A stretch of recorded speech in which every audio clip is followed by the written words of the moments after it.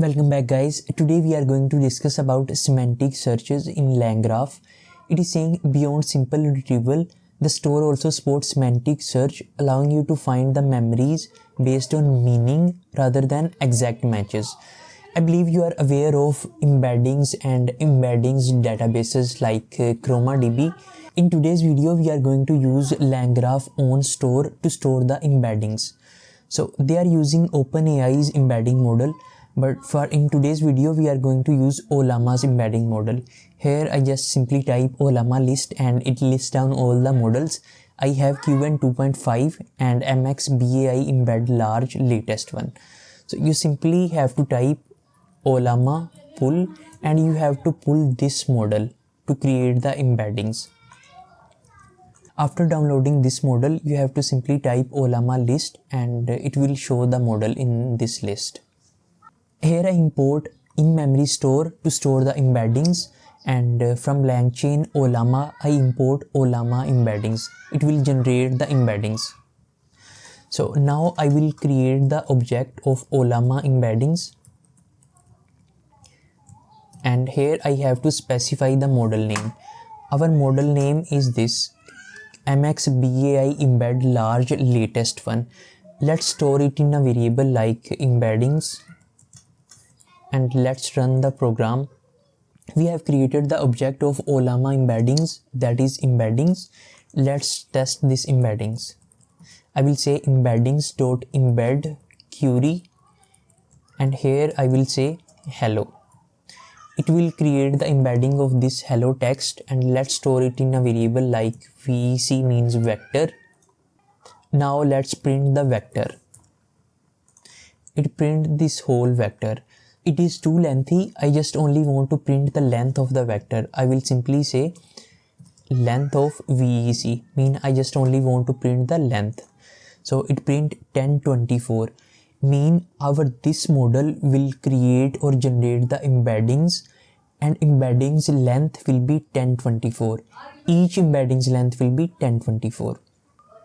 Okay, if I come to the documentation and let me just copy this code, and here instead of using this inert embeddings OpenAI, I will simply type embeddings, our this engine, and its dimensions will be 1024 instead of 1536.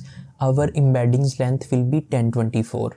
Here we have specified you will get the dictionary, and from that dictionary you have to create the embeddings of food preference, this key and dollars. Dollar mean whole dictionary. You have to also create the embeddings of whole dictionary. Here I paste this code. The user ID is 1 and namespace for memory is user ID, means this ID and memories. And here we are saying store.put means I want to put something in the store.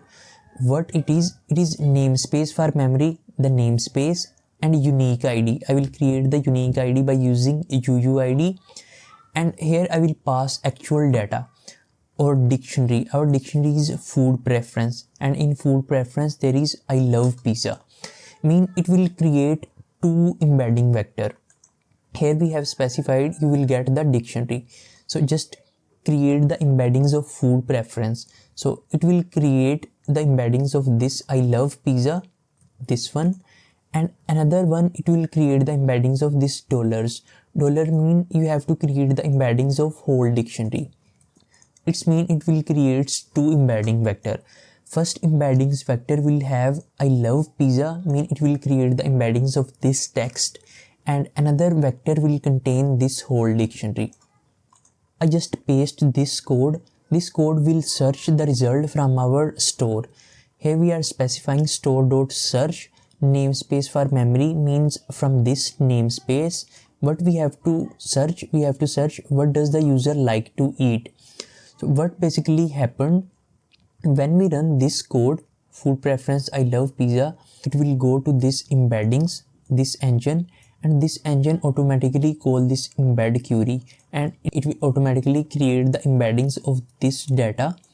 And similarly, when I say store.search queries what does user like to eat, similarly this query will goes to this engine and this engine will create the embeddings of this text and match the result in our store, and it will return one result.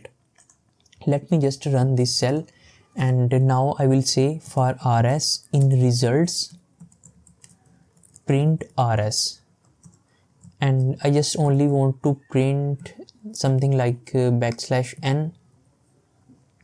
Okay, and it print the result. It is saying values are food preference is I love pizza and its score is 0.73. It returned the score between 0 to 1. 0 means it is not matched, 1 means it is highly matched, means it is matching the cosine similarity. Okay, now let's put something else in our store. I will just copy this and paste here. Instead of food preference, I will simply say drink preference, and I will type I want to drink water, and let's run it. This time I will say what does user like to drink instead of eating, and limit is 1. And this time it will return I want to drink water and score is 0.776. You maybe want to increase the limit from 1 to 2. So let's run it again, and it returns 2 results. One is drink preference, I want to drink water, its score is 0.7, and another is food preference, I love pizza, and its score is 0.59.